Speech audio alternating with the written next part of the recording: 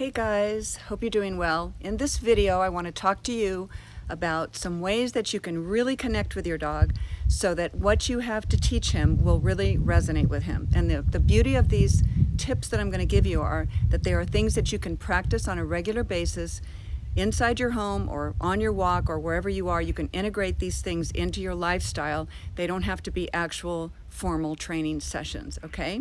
So many of these things you've heard of before, but I'm going to show you I'm going to give them some context and show you how you can become more relevant to your dog. Obviously, if you're not relevant to your dog, if he doesn't respect you, if he doesn't, things don't resonate with him, what you have to say, then it's very hard to train him. So we're going to talk about what those things are. I've been using a lot of this with Maverick, the new dog that I have in right now.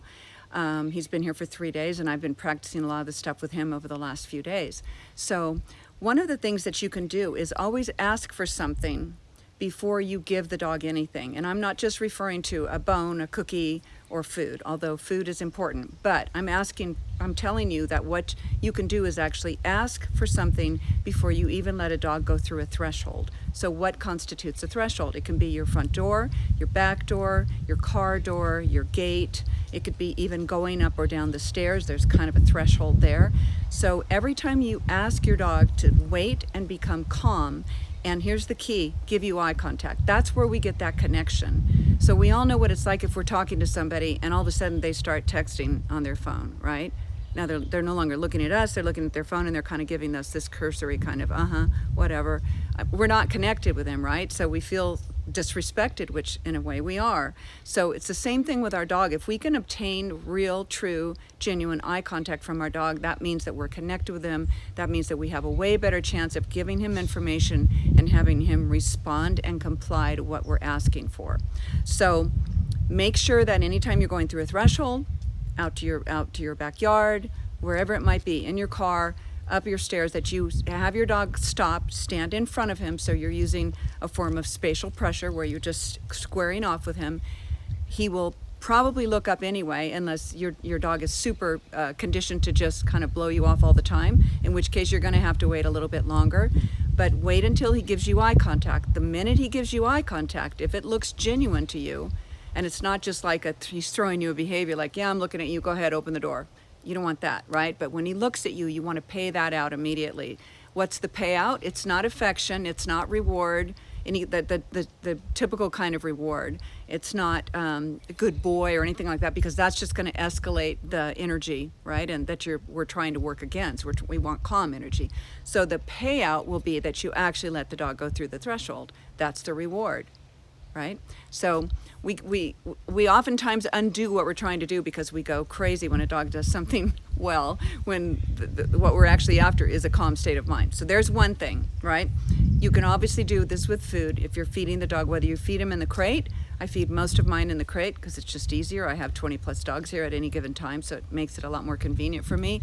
But whether you feed him in the crate or in your kitchen or whenever, you can always do the same thing. You square off to the dog, you wait until he relaxes, preferably sits, looks up at you, makes that connection, makes that eye contact, and then you offer him the bowl. So there's the payout. What's the payout to the eye contact when they're waiting for their food? Is that they could then get their food, okay? Another thing that you can do, that I was doing a lot today with Maverick, is slowing him down. One of his things that he does with the owners, and he did it with me in the very beginning too, mostly because he was more going into flight because he was afraid of me, but he goes into this unbelievable, insane pull on the leash where he just goes to the very end of the leash and then he hits on a scent.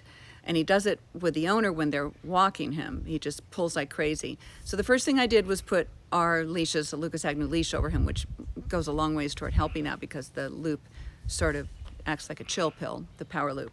So that was one thing I did, and that helped, but it didn't resolve everything. So, because he was still in this kind of like motoring forward, sort of, I gotta get there now, almost like a panic. And so what I started doing was just slowing way down with him while he was walking next to me. And then what I did was actually, while we were walking up the hill to my place, I turned and squared off to him and actually took one step in towards him. And when you do that, invariably the dog is going to look up at you because it's sort of an unusual thing to be doing with a dog in the middle of a walk, and it immediately interrupts their state of mind. And their state of mind previously was, I'm in this migratory mode, I'm in this drive, I'm moving forward, you don't matter right now. So when you do that, you interrupt the state of mind, and then you can redirect them back to you. And then what I do is I'll actually walk backwards, make sure there's no holes behind you when you do this, but walk backwards slowly and make the dog basically mirror your steps. Go the speed that you want them to be. You can speed it up, then you can turn around and actually walk with him for a while. If you start to feel that he's pulling again, you just flip around and you apply that spatial pressure and you square off to him again. Here's what you'll find will happen with that technique, because obviously it's not that practical to be doing that in the middle of a city street or a residential area, right? People think you're nuts if you're turning around and squaring off to your dog all the time. But if you practice this someplace where you're not conscious about other people watching you, and you just have the freedom to go ahead and try this technique, then you condition the dog to this technique where they recognize that spatial pressure. They understand that without giving you eye contact, you're not going to move forward. And then what you can do is it will take very, very little spatial pressure in order to achieve the same thing.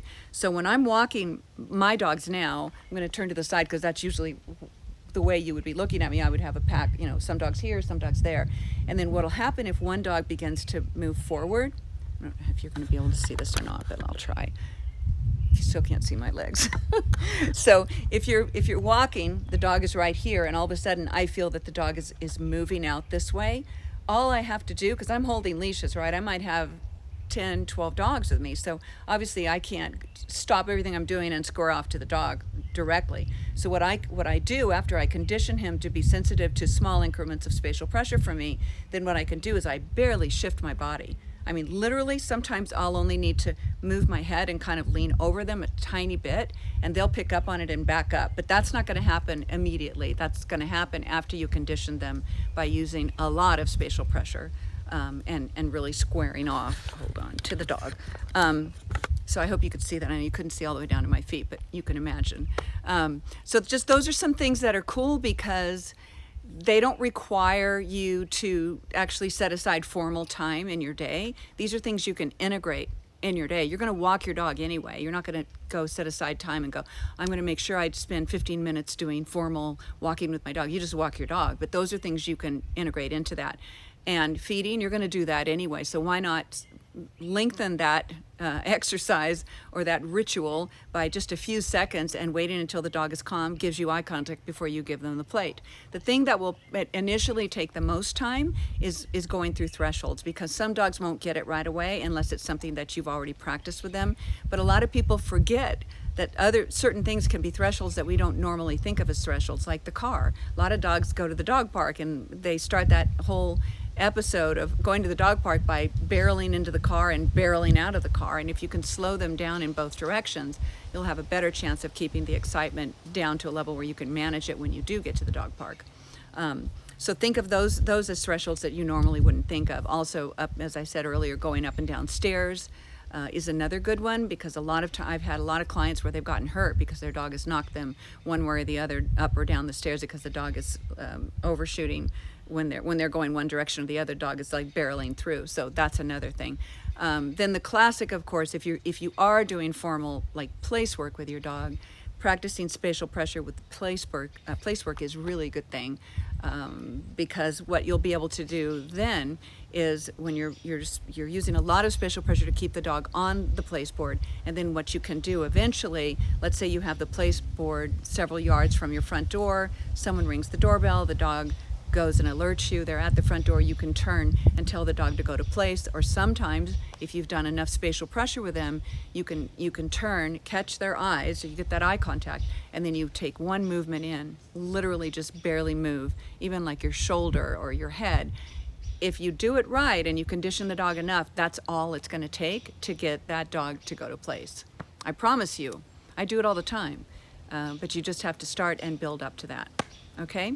So just a few little tips for your Friday afternoon, and I hope you guys have an amazing weekend, and I love you, and bye. I'll talk to you soon. Bye.